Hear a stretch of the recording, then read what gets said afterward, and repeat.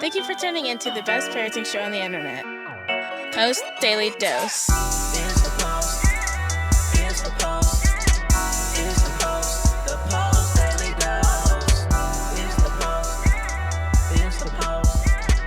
It's the Post. The Post Daily Dose. It's the Post. It's the Post. It's the Post. The Post Daily Dose. It's the Post. It's the Post. It's the Post. The Post Daily Dose. It's the Post. It's the Post. It's the Post. The Post Daily Dose.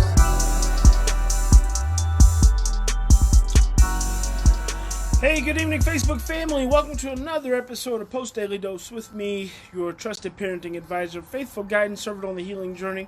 What's my name? Big Papa Brian+Post. Hope everyone is having a amazing manic Monday. I feel like it's a bit of a manic Monday. Tonight's topic, we're going to talk about meeting behavioral challenges head on. And let me just tell you, it's been a full moon. And the full moon started its development over a week ago, and it's still, I guess, probably Saturday. It was like full moon. But let me tell you, there is absolute truth to the fact that when it's a full moon, like, people start acting nutty, because I got some families going through it, kids acting nutty, and it's just like, I know it's the pull of gravity. I worked in a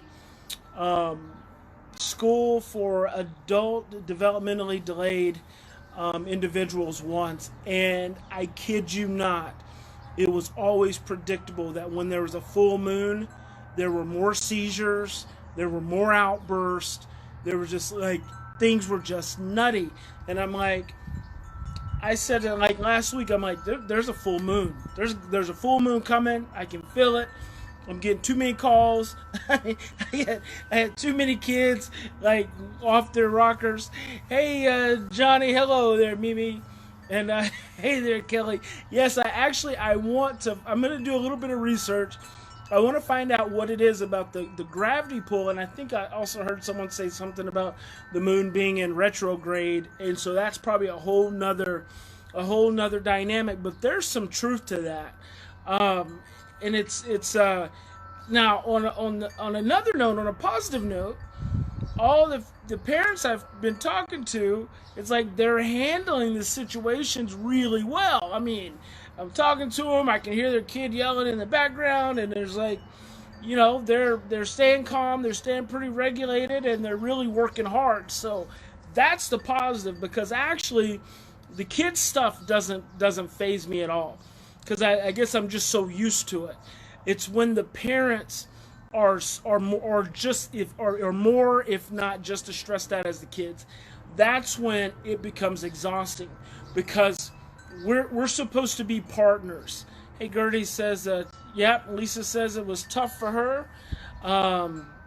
Gertie says, I was on the Amtrak to VA to Chicago overnight, and there was some crazy stuff going on with the full moon. Yep. The conductor said it happened every full moon. I don't know what it is, but there's something about it, that full moon.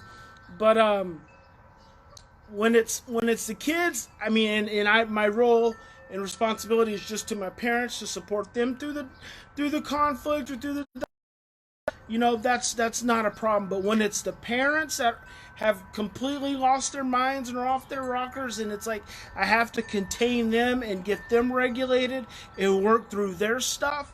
And usually adults are much more resistant than kids, because kids are just full-blown in their unconscious. They're just full-blown in their brainstem. But with adults, when adults are full-blown in their brainstem, they're constantly trying to rationalize and justify it with their cognitive brain.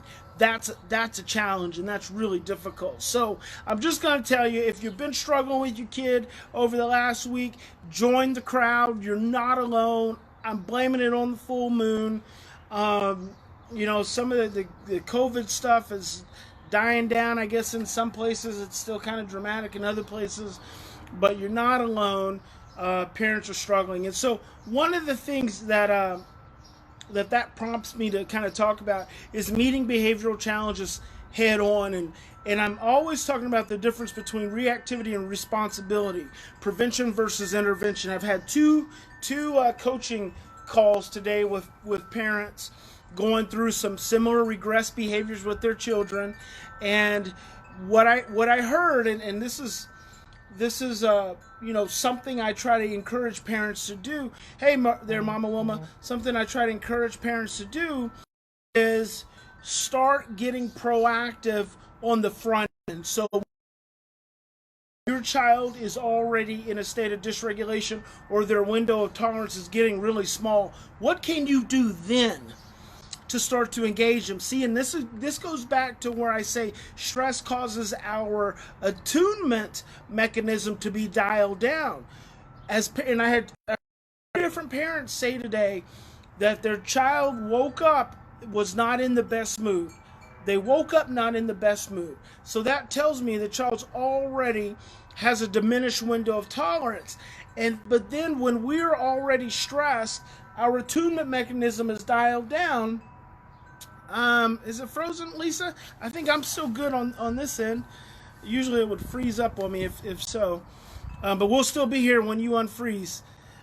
When the attunement mechanism is dialed down, then what happens is you don't always pay attention. You don't always see it. You don't always see it, nor do you attune to it, because it's the attunement mechanism.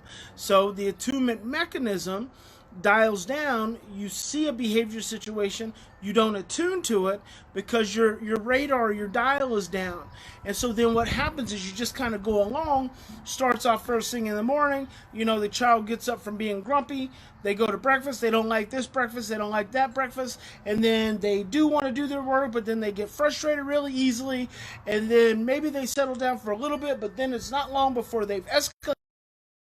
So what happens that is, we've got to start recognizing as parents when our children are in a state of dysregulation or moving to that state, when that window of tolerance is getting smaller, we've got to start recognizing that is our cue to take action.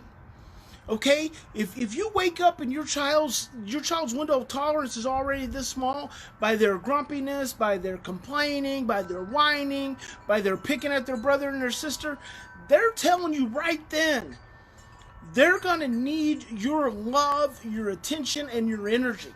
They're telling you right now you're not gonna just. And you should know your child well enough by now that something's got to start to happen right then. That's the worst time to try to get your child to do schoolwork. It's the worst time to try to get them to clean up their room or try to get them to do chores. They're already showing you that their window of tolerance is small. So meet it head on.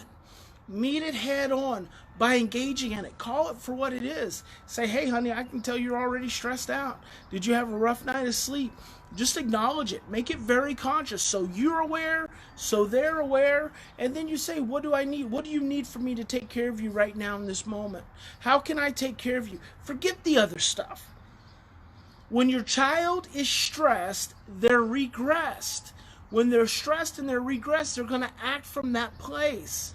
So if you really want to take it head on, as soon as you acknowledge the stress and you see the regression, attend to the regression. Attend to the regression. Do the best that you can. Now, you cannot always keep your child from going into regression, and you can't always pull them out of it. As Johnny says, sometimes kids don't ask us for what they need, but expect a parent to be intuitive. Sometimes they do. Sometimes they don't ask for what they need, because at that core regress level, they don't trust needs gonna be met. Trust that they to be able to share the need. That's another thing. It's not that they expect you to be intuitive. It's that they don't trust the need is gonna be met. And so that's when you really have to take the actions to say, I can tell right now something is not okay. and I'm not quite sure what to do. Can you just take a little time and maybe tell me what it is that you need? Get real conscious, get real concrete, and real specific. Acknowledge that you can see that they're dysregulated. Acknowledge you can tell that something's going on, that you're not certain what to do, and then ask for help. And then, at a really basic level, you do things like you would with a small child. You make sure they're clean. You make sure they've been fed. Sometimes they haven't gotten enough sleep, so you want to honor that, and you want to tend to those basic needs before you start layering on the demands. And so I really want to encourage you with your children's challenges, when they start signaling to you, when they start telling you, just through their behavior, because that's how they communicate. They communicate through their behavior. Why are they communicating through their behavior? Because they're pre-verbal. They're in that regress pre-verbal place, and when they're in that regress pre-verbal place, they don't have words. Sometimes you can hear the infant in your child. Sometimes you can see the negative behaviors. Within the negative behaviors, the emotion of a regressed child, and that's who you have to attend to. So I really want to encourage you, start getting dialed in first thing in the morning, and when your child is showing you that regress window of tolerance, start asking yourself, what are three things I can do to reduce stress and increase oxytocin? And what are 3 things that I can do that I normally do that cause more stress, then I can do less of those, or I can put them on the back burner? And I can't tell you guys enough, school can wait. School can wait. School can wait. At the very least, do it with them. Get it done. Don't let that be a factor and a barrier to your relationship. You're amazing. I hope all my lovely moms had a beautiful Mother's Day yesterday. I thank you so much. I appreciate you so much. I have so much honor for you as a strong mom, doing the best you can, showing up here, trying to learn something different, trying to do something different than the way you were raised, and taking the risk and having the courage, and it's just an amazing thing. So hope you have a fantastic evening, guys. Remember, in any given situation, we always have 2 choices. We can continue to react from our same blueprints of stress, fear, and overwhelm, or we can stop, we can slow down, take 3 to 10 deep breaths, and choose love. And I hope you'll continue to be able to choose love when at all possible. Sometimes you just can't do it. Sometimes you just get stressed out, and you just got to act the way you got to act. But keep facing those behaviors head on. Don't let them catch you by surprise. Listen to the signals that your children are giving you, and do your best to take it, even if it has to start first thing in the morning, to let them know, I'm tuned in, I'm here, and we're going to get through this. God bless you. Big Papa loves you. Have a fantastic evening, and I'll see you tomorrow. Join us live on weekdays at 6:30 Central Time on Facebook at the Post+Institute. Don't forget to get your copy of Brian's best-selling book, From Fear to Love, on promotion. Just pay shipping and handling at www.feartolovebook.com. That's www.feartolovebook.com.